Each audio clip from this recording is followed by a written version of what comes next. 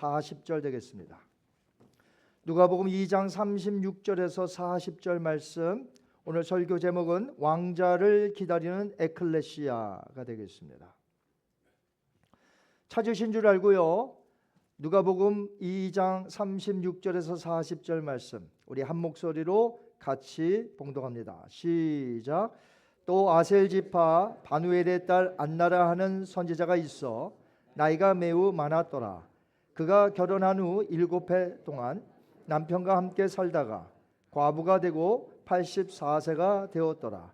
이 사람이 성전을 떠나지 아니하고 주야로 금식하며 기도함으로 섬기더니 마침 이때에 나와서 하나님께 감사하고 예루살렘의 속량을 바라는 모든 사람에게 그에 대하여 말하니라. 주의 율법을 따라 모든 일을 마치고 갈릴리로 돌아가 본 동네 나사렛에 이르니라. 아기가 자라며 강하여지고 지혜가 충만하며 하나님의 은혜가 그의 위에 있더라. 아멘. 살아계신 하나님의 말씀입니다. 저는 지난 9월 달에 한국 4개의 장로교 교단 총회에 친선 사절단으로 다녀왔습니다. 마지막 합동 총회 측에서 그 총회에 방문한 그 많은 친선 사절단들에게 뮤지컬을 하나 보여주었습니다. 뮤지컬이라고 해서 우리 저 랭커스터에 있는 그런 2,000명 들어가는 그런 거 생각하시면 안 되고요. 광야 아트 센터라고 해서 아주 소극장이에요. 100여 명 들어갈까 한 200명 미만일 것 같아요. 바로 그곳에서 요한계시록에 나오는 소아시아 7교회에 대한 뮤지컬을 몇 달 동안에 공연을 하고 있었는데 저희가 그날 저녁에 가서 그 뮤지컬을 보게 된 것입니다. 원래는 2시간 10분짜리인데 그날 저희만을 위해서 1시간으로 축소하여서 7교회 중에 다 할 수는 없으니까 3교회만을 이제 선정하여 공연을 하였습니다. 에베소 교회, 서문화 교회, 그리고 마지막 교회인 라오디게아 교회를 공연을 했던 것이죠. 특별히 마지막 라오디게아 교회의 현실을 그 뮤지컬로 보여주는데 참 제가 많은 깨달음을 얻었습니다.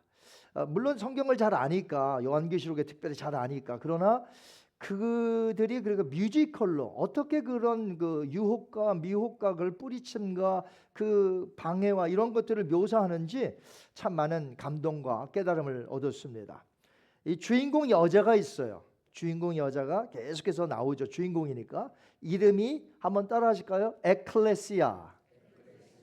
에클레시아는 교회를 뜻하는 헬라어가 됩니다. 그래서 그 여인은 오늘날 누굴 상징해요? 교회를 상징하는 것이죠. 근데 이 에클레시아가 이제 뭐 이런 카트 같은 거 꽃을 팔러 이렇게 다니는데 도시마다 그럴 때 남자가 끌어주고 여자 에클레시아가 이렇게 앉기도 하고 카트에 그렇게 심부름꾼처럼 옆에서 남자가 졸졸 따라다니면서 도와주는 사람이 있습니다. 이름 한번 따라 하실까요? 파라클레토스. 누구를 의미할까요? 성령 하나님을 의미합니다. 성령님을 의미해요. 파라클레토스. 옆에서 돕는 자라는 뜻이거든요.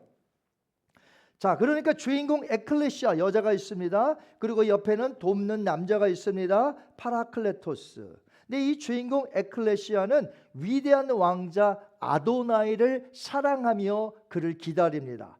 이 왕자 아도나이는 누구일까요? 예수님이십니다. 그래서 예수님을 사랑하며 그 왕자를 사랑하며 그의 기쁜 소식을 가는 곳마다 전한다는 내용이 바로 뮤지컬 내용이었습니다. 그런데 이 주인공 에클레시아가 가는 도시마다 큰 심한 반대에 부딪힙니다. 왕자의 소식을 전하려고 하면 못 전하게 하는 거예요. 도시들마다 방해가 있습니다. 그렇지만 또 전도지를 나눠주면 땅에 버려버리고, 우리 왜 전도하면 그렇지 않습니까? 그러면 그걸 또 주워다가 낭망하지 아니하고 또 예수님을 증거하고 왕의 오심을 전합니다. 그러다가 또 다음 도시로 이제 떠나게 돼요. 에클레시아가 마지막으로 갔던 도시는 부유한 도시입니다. 라오디게아. 그런데 이 도시는 세속적인 번영만 추구하는, 그러니까 도시 전체가 부유해. 그러니까 사람들이 전부 다 부유합니다. 자, 이 라오디게아에서 그만 그 도시가 주는 미혹과 유혹에 빠져버립니다. 누가요? 에클레시아가. 왕자에 대한 사랑이 식어져요. 세상을 사랑하다 보면 그렇게 되어 있어요. 두 주인을 섬길 수 없어요. 어느새 라오디게아가 추구하는 가치관에 매료되어서 이 에클레시아 이 여주인공이 정신을 차리지 못합니다. 옆에서 심부름꾼 도와주는 사람이 남자가 있다고 그랬죠. 파라클레토스가 이 에클레시아를 흔듭니다. 정신 차리라고. 그 왕자를 기다리는 그 마음, 왕자를 사랑하는 마음을 다시금 가져야 된다. 그 매료된 상태에서 탈출시키려고 하지만 아무리 해도 이 에클레시아는 이 라오디게아 도시에서 너무 푹 빠져 살고 있기 때문에 헤어나오질 못합니다. 라오디게아 도시 전체가 세속적이었어요. 부여와 번영에 다 눈이 멀었습니다. 이 세상에 나는 가진 것이 많아, 나는 부유한 사람이야. 도시만 그런 게 아니라 그 도시 안에 세워진 교회가 또 그렇게 눈이 멀었다는 것이에요. 아, 우리는 부유해, 나는 부자야, 아쉬울 게 없어. 제대로 신앙생활을 안 한다는 것이에요. 다 가졌으니까. 예수님이 보낸 라오디게아 교회의 그 당시 형편을 실제로 예수님이 이렇게 편지를 써서 보내라고 했어요. 한번 볼까요? 라오디게아 교회의 현실입니다. 계시록 3장 15절에서 17절 말씀 시작. 너가 너의 형제를 아노니 내가 차지도 아니하고 뜨겁지도 아니하도다. 너가 차든지 뜨겁든지 하기를 원하노라. 너가 이같이 미지근하여 뜨겁지도 아니하고 차지도 아니하니 나의 입에서 너를 토하여 버리리라. 너가 말하기를 나는 부자라 부요하여 부족한 것이 없다 하나 너의 곤고한 것과 가련한 것과 가난한 것과 눈먼 것과 벌거벗은 것을 알지 못하는도다. 실제로 AD 1세기 후반의 라오디게아 성도들조차도 주님께 대한 열정이 식어지고 세속적인 것에 푹 빠져버리게 되었습니다. 뮤지컬에 보면 에클레시아는 결국 누구의 도움을 받아 거기에 빠져서 나옵니다. 자, 누구의 도움을 받았을까요? 파라클레토스, 옆에서 도우시는 성령에 의하여 그 세속적인 번영과 이 모든 것이 헛된 것인 줄 알아 거기서 빠져나오게 됩니다. 그리고 다시금 그 왕자를 사랑하고 그 다음에 왕자가 다시 오신다는 소식을 기쁨으로 전한다는 해피엔딩으로 이 뮤지컬은 막을 내립니다. 뮤지컬에서 왕자의 사랑을 받는 교회 에클레시아는 다름 아닌 성령의 도우심을 받는 바로 이 시대의 우리 교회, 이 시대의 교회 에클레시아인 줄 압니다. 전 세계의 교회들 에클레시아는 계속해서 왕자를 사랑해야 돼요. 오직 왕자 되신 아도나이를 사랑해야 되며 그가 다시 오신다는 소식을 곳곳에 가서 복음을 오늘도 전해야 한다는 것이죠. 그것이 바로 교회가 받은 에클레시아가 받은 사명이요 영원한 소망이라는 것입니다. 우리는 2025년도 성탄절 크리스마스를 한 주 앞두고 있습니다. 성탄절은 기독교에서 아주 중요한 절기죠.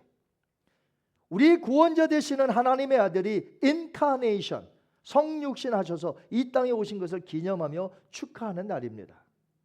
자, 우리는 이 성경을 통해서 이미 2000년 전에 오셨던 예수님을 믿고 오늘도 우리가 살아가고 있습니다. 그러면서 그분의 그 프로미스 약속대로 우리에게 다시 오실 왕을 오늘도 기다리며 오늘도 예수님을 맞이할 준비를 하고 있습니다. 이렇게 왕을 기다리며 준비한다는 측면에서는 2000년 전에 기다렸던 사람이나 다시 오실 왕을 기다리는 우리들이나 기다린다는 측면에서는 똑같습니다. 2000년 전에도 이스라엘은 하나님의 약속을 기다리며 구원자 메시아를 기다리고 있었습니다. 그들도 오랜 세월을 기다렸습니다. 언제나 오시려나 기다렸어요. 기다림의 연속이었습니다. 오늘 본문에 보시면 안나라고 하는 이름을 가진 여선지자가 나옵니다. 안나는 나이가 많았는데 성전을 떠나지 않고 밤낮으로 금식하며 기도하며 예루살렘의 구속을 기다리고 있었습니다. 그런데 마침 성전에 누가 올라오냐면 어떤 아빠와 엄마인데 아기를 안고 올라옵니다. 그 아기를 딱 보자 하나님의 약속하신 아들인 줄 알게 됩니다. 요셉과 마리아였죠. 그래서 안나는 예루살렘의 구속을 기다리는 여러 사람들 앞에서 구주를 보내신 하나님께 찬양과 감사를 합니다. 우리 다시 한번 읽어볼까요? 2장 37절 38절 시작. 과부가 되고 84세가 되었더라. 이 사람이 성전을 떠나지 아니하고 주야로 금식하며 기도함으로 섬기더니 마침 이때에 나와서 하나님께 감사하고 예루살렘의 속량을 바라는 모든 사람에게 그에 대하여 말하니라. 아멘. 평생토록 메시아를 기다려온 안나는 이 구주로 탄생하신 아기 예수에 대해서 계속하여 찬양하며 그가 기다린 보람을 느끼는 거죠. 왜? 그 아이를 보았으니까 말이죠. 그런데 안나 선지자와 같이 한 명이 더 등장해요. 바로 안나 사건 바로 전에 보면 시므온이라는 사람의 이야기가 나옵니다. 이 사람도 성령이 충만하여 이스라엘의 위로를 기다리는 자라고 누가복음 2장에 나와요. 주의 그리스도를 보기 전에는 죽지 않을 것이야. 너는 죽지 않아. 그를 보기 전까지는 죽지 않아. 이렇게 성령의 지시를 받았는데 마침 성전에 있었더니 요셉과 마리아가 한 아기를 안고 올라오는데 바로 성령께서 네가 기다리던 그 메시아라고 가르쳐 주시는 것이었어요.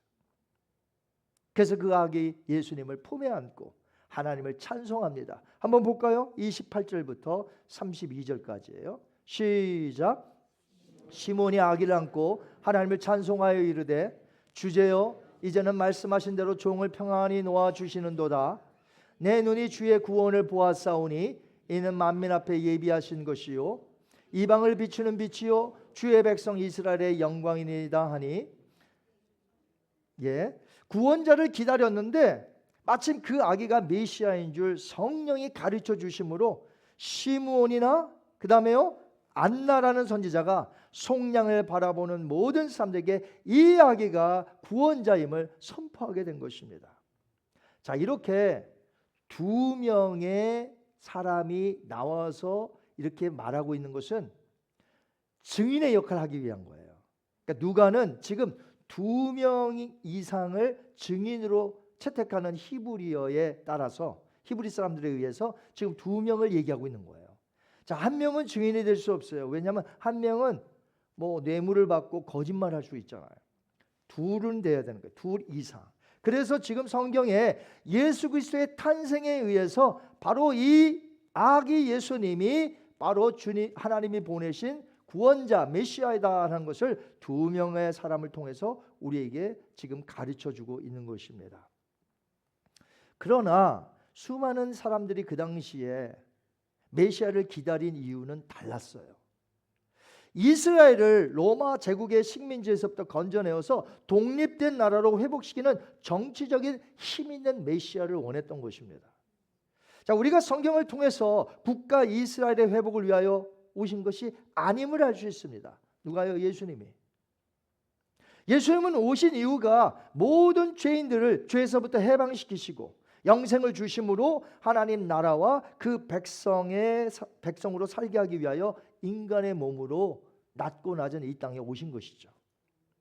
이처럼 이스라엘의 잘못된 그 메시아의 고정관념을 깨트리시고 계속해서 그의 공생의 기간에 인자가 오신 이유에 대해서 말씀해 주신 것이에요. 제자들의 발을 씻기셨습니다. 그 하나님의 아들이, 그분이 하나님이에요. 그런데 그 더러운 인간들의 발을 씻기셨다는 거죠. 여러분, 우리는 섬기는 리더십을 가져야 될 줄 믿습니다. 목사나 장로나 권사나 모든 직분자 모든 사람들이 남의 발을 씻길 수 있는, 그것은 꼭 발을 붙잡아서 씻는 것이 아니라 정말 그들의 허물, 그들의 잘못, 그들의 연약한 부분까지도 내가 섬기는 자로서 섬겨야 된다는 뜻 아니겠습니까? 그러므로 우리는 섬기는 자가 되어야 돼요. 예수님께서 말씀하셨습니다. 인자가 온 것은 섬김을 받으려 옴이 아니라 오히려 섬기려 하고 자기 목숨을 많은 사람의 대속물로 주려 함이라. 그래서 십자가에서 달리신 것이고 그래서 제자들의 발을 씻기신 것입니다. 자, 우리 교회가 이런 섬기는 리더십으로 모든 이들을 섬기는 축복된 교회가 되기를 주님의 이름으로 축원합니다. 그렇지만 이렇게 보여주셨지만 그 당시의 사람들은 예수님을 통하여 자기의 자리가 높아지고 그런 높은 자리만 원했다는 것이죠. 여러분, 예수님을 따라다녔던 3년간 따라다녔던 12제자를 봐서도 우리가 알 수 있지 않겠습니까? 제자들의 머릿속에는 늘 예수님으로 인하여 높은 지위를 원했어요. 그래서 마가의 다락방 예수님께서 십자가를 지시기 바로 하루 전날까지도 그들은 서로 다투었던 것이죠. 제자들도 이러할진데 일반 백성들의 메시아가는 어떻겠습니까?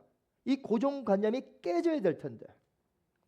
자, 우리는 현재 성경을 가지고 있기 때문에 예수님이 정치적인 메시아가 아니라 인류의 죄를 담당하시고 영생을 주시기 위하여 오신 그리스도인지 정확히 알 수 있습니다. 할렐루야. 2000년 전에 오셨던 예수님은 죽으시고 부활하시고 그 다음에 승천하시면서 다시 오실 것을 어떻게 하셨나요? 약속하셨습니다. 사도행전 1장 9절에서 11절 말씀 볼까요? 시작. 이 말씀을 마치시고 그들이 보는 가운데 올려져 가시니 구름이 그를 가리어 보이지 않게 하더라. 올라가실 때에 제자들이 자세히 하늘을 쳐다보고 있는데 흰 옷 입은 두 사람이 그들 곁에 서서 이르되 갈릴리 사람들아 어찌하여 서서 하늘을 쳐다보느냐. 너희 가운데서 하늘로 올려지신 이 예수는 하늘로 가심을 본 그대로 오시리라 하였느니라. 아멘. 예수님이 보는 가운데 승천하셨잖아요. 그 본 그대로 오신다. 재림하신다. 그렇기 때문에 우리가 인내함으로 그 재림을 기다리며 준비하라는 것이죠. 그렇기 때문에 이 성탄절의 메시지는 단지 우리 위하여 2000년 전에 아기로 오신 예수님에게 국한하면 안 됩니다. 성탄절의 메시지는 거기에서 더 나아가야 한다는 거죠. 성탄의 메시지는 단지 이 땅에 육신으로 오셨던 예수님의 아기에게만 초점을 맞추고 그걸로 끝나면 안 된다는 것이죠. 저는 그런 면에서 이 로마 캐톨릭에서 늘 그러지 않아요? 동상을 세워놓습니다. 그럼 큰 동상, 누구 동상이에요? 마리아 동상. 거기에 조그맣게 안고 있는 건 누구죠? 안긴. 예수님이 언제까지 아기입니까, 여러분? 그러한 동상, 그러한 그림들 쭉 붙여놓고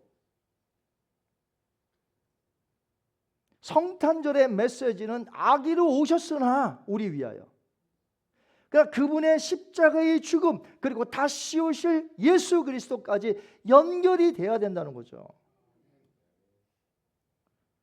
예수님의 탄생은 구원을, 우리의 구원을 이루시기 위해서 오신 것이에요. 그리고 이제 그 구원의 완성 클라이막스가 언제입니까? 예수님이 다시 오실 때 우리의 몸의 구속을 입어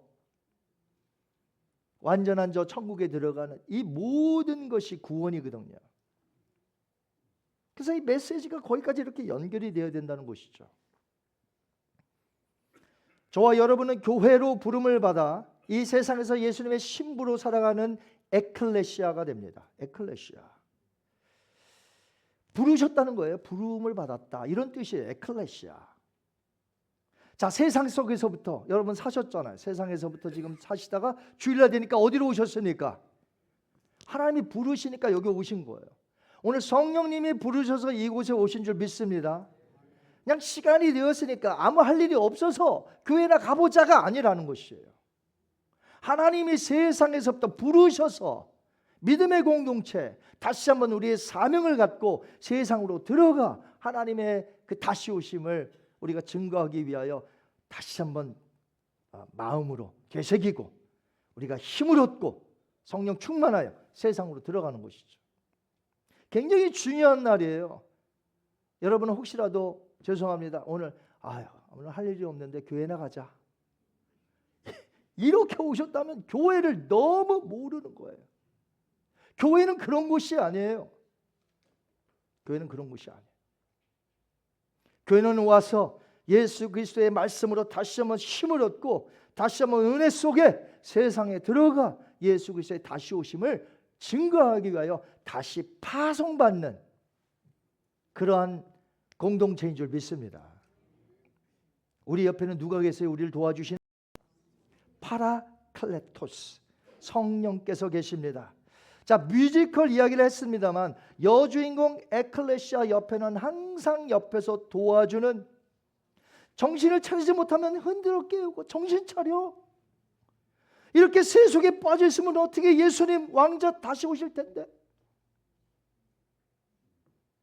파라클레토스 성령님이 우리를 도와주십니다. 우리를 깨우십니다. 우리로 하여금 예수 그리스도만 바라보게 만드십니다. 라오디게아의 도시의 그 부유한 삶, 여러분 이 세상에 있는 것 다 없어질 것이에요. 다 불타서 사라질 것입니다. 이 도시의 세상에 푹 빠져서 오늘도 살아가면 안 되지 않겠습니까? 그럼 여러분 중에 목사님 저는 빠져 살지 않아요. 빠져 산다는 게 막 미쳐갖고 빠져 사는 게 아닙니다. 그저 내 마음속에 예수님은 별로 없고 그저 맨날 다른 것만 생각하면 그게 세상에 빠져 사는 거예요. 우리는 항상 예수님을 생각하셔야 돼요. 예수님 우리 가정을 주셨고 우리의 자녀를 주셨고 나를 구원시켜 주셨고 나에게 은혜를 주셨고 나의 모든 것을 주신 우리 예수님 늘 생각할 때에 여러분이 세속에 빠져 살지 않는 것입니다. 여러분 마가의 다락방에서 예수님이 십자가를 지시기 바로 전날에 마가방에서의 그 교훈들이 있는데 특별히 성령이 오셔서 하실 말씀들을 주셨어요. 한번 볼까요? 요한복음 16장 7절과 13절 두 절입니다. 시작. 그러하나 내가 너에게 실상을 말하노니 내가 떠나가는 것이 너에게 유익이라.